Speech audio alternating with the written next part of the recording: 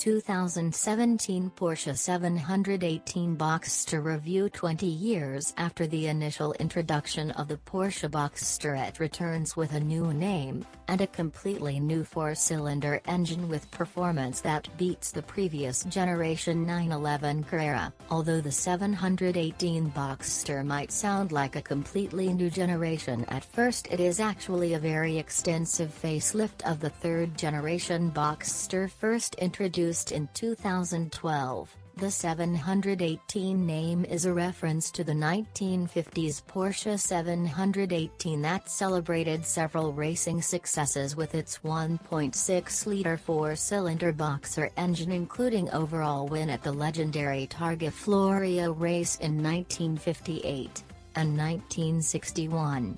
The 718 identifier reflects a 1950s Porsche, but its technical inspiration came from a much more recent model, the Le Mans winning 919 Hybrid. Several parts of the flat-4 engine in the new Boxster are similar to those of the 919 Hybrid.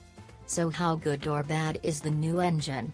On paper it has some impressive specifications. The Boxster comes with a 2-liter displacement and 300 horsepower. The Boxster S has a 2.5-liter flat-4 with 350 horsepower.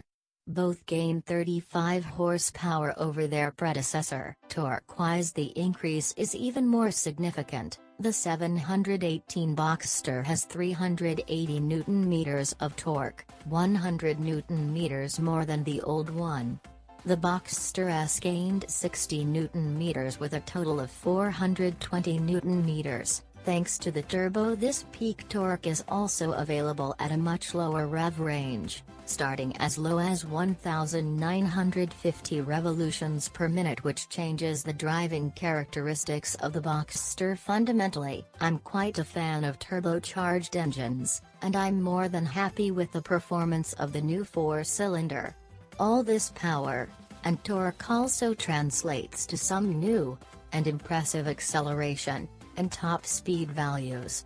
The new Boxster with PDK now sprints from 0 to 100 km per hour in 4.7 seconds, the same time as the last generation Boxster GTS. The Boxster S with PDK does it in only 4.2 seconds.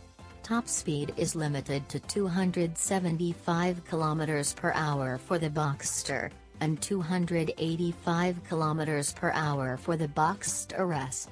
Added performance from the new turbo flat-4 is great, but the real reason for Porsche's move to the new four-cylinder is the increasingly tough emission DEM and S that require downsizing. And in this regard, the new Boxster also sets significantly lower values in terms of CO2 and fuel economy. Porsche offers 2 gearbox choices, a 6-speed manual or optional Porsche's double-clutch PDK. The PDK is faster, but a purist might want to go for the manual, which provides lovely throttle blips on downshifts, and has a great mechanical feel to it. Suspension, brakes, and steering all received a major update and upgrade. The steering is now 10% more direct, which you feel immediately. Wider rear wheels add to the high-speed stability. There are a lot of options available for the new Boxster and Boxster S, and to make choosing the right ones a bit easier, I will share some of my favorites with you. First of all, the choice of engine and gearbox is entirely up to personal taste. I would go for the Boxster S as it packs a lot more power than the normal Boxster. Normally I would prefer the PDK for its speed and comfort in daily use, but I have to say the manual is very engaging and a lot of fun to drive, even if it's 0.2 seconds slower on the sprint to 100 km per hour. I would certainly add PASM with adaptive dampers, which give a significant difference between comfort and sport mode. For those who like it sporty, you can also get a special 20 mm lower sport suspension, but for me the street and ARD PASM does just fine. An absolute must is the sport exhaust with adjustable flaps. You really notice Porsche put a lot of effort in making it sound as good as possible, and on downshifts it reminds me of the popping sound the 911 Turbo makes, which is certainly not a bad thing. For those using the Boxster on a daily basis, I would add adaptive cruise control, and the new Porsche infotainment system dubbed PCM, which now comes with a new touchscreen, and optional Apple CarPlay integration. Finally, another must-have is the Sport Chrono package. This adds the drive select wheel knob on the steering wheel, allowing you to change drive modes between normal, sport, sport plus, and individual.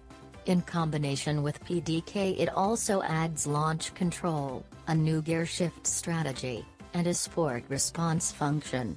New also is a special SP Sport program that allows a larger drift angle. Overall, the Porsche 718 Boxster and Boxster S are a big step up over their predecessors. The new 4-cylinder engine is very different from the naturally aspirated flat 6 used in the previous version, but in a very good way. I particularly enjoyed the manual gearbox as it adds a certain level of engagement despite being slower than the PDK. It is hard to find any flaws, or it has to be the very turbulent airflow in the cabin with the roof down, and the optional sport seats, which are unsuitable for tall people. Although I have to say that compared to other mid-engine sports and supercars like the Audi R8, the Boxster has more leg space inside. The new Boxster is a lot of fun to drive, and it is the sportiest convertible in this segment. The new engine and updates have been executed very well, and the design has really matured over the last 20 years. Thanks for watching and listening. Please like, subscribe, share and comment.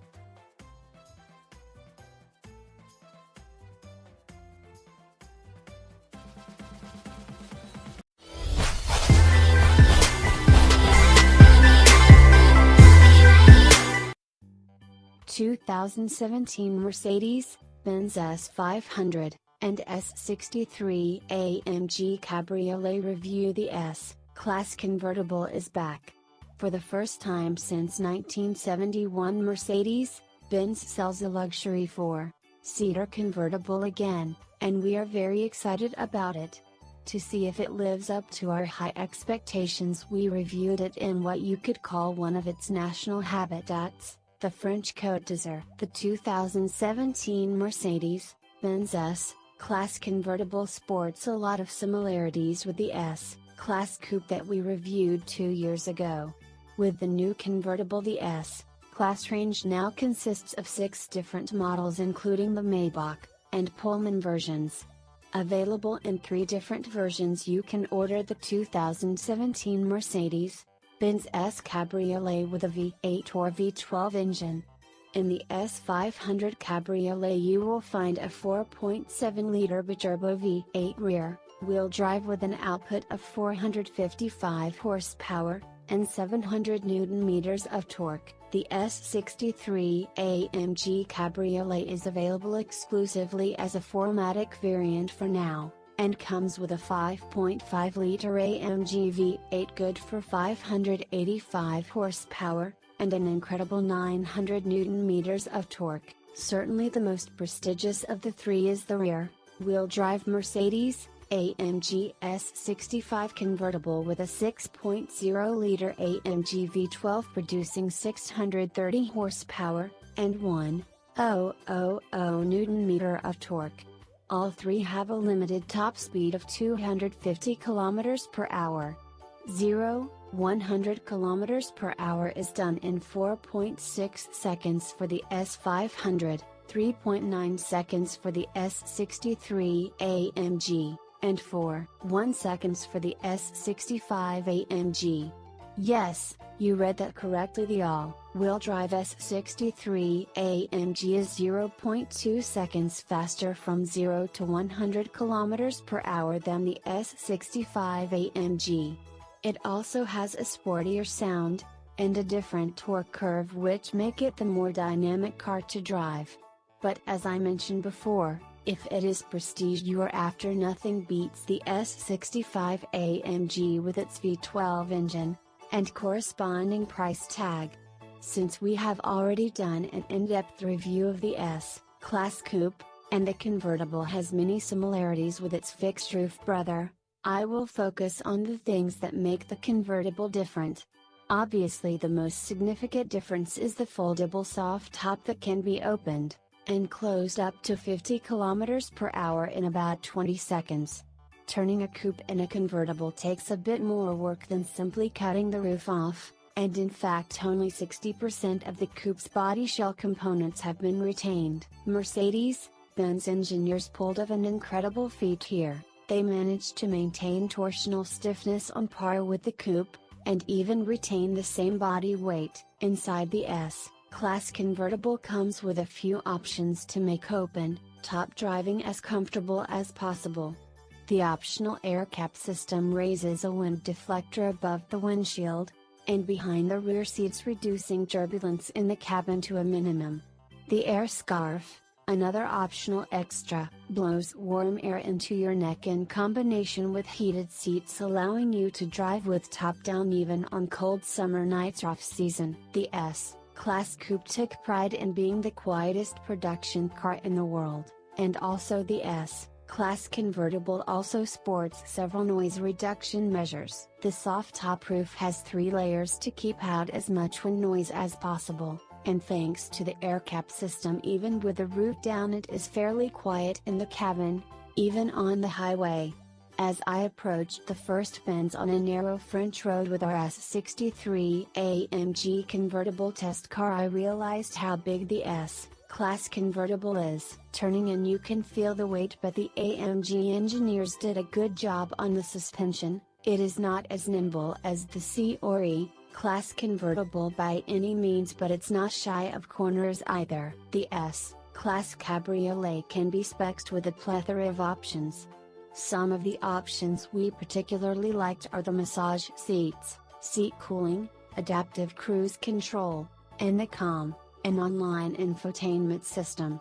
If you need any help picking the right options, feel free to contact us. One of the few downsides of the S-Class limousine is also present in the Cabriolet, and that is the limited luggage space. In the Cabriolet it is even more limited due to the space saving for the roof. Also, the leg space in the rear seats is quite limited. The large massage seats in the front certainly don't help here. But assuming you use the S63 AMG Cabriolet mostly with 2 people, this is hardly an issue. The Mercedes-Benz S-Class Cabriolet operates in a segment with very few competitors. The BMW 6 Series is a bit smaller, and less luxurious. The Bentley Continental GTC comes with a higher price point, yet can't match the Mercedes-AMG S63 Cabriolet in terms of driving dynamics, and infotainment, assistance systems. Overall, the Mercedes-Benz S500 convertible, and S63 AMG convertible are excellent cars that fill the gap between a normal convertible, and the ultra-luxurious Rolls-Royce Dawn. New innovations like the air cap, and the 3-layered roof with luxury amenities like seat massage, and Burmester sound makes it a very desirable convertible. Thanks for watching and listening. Please like, subscribe, share and comment.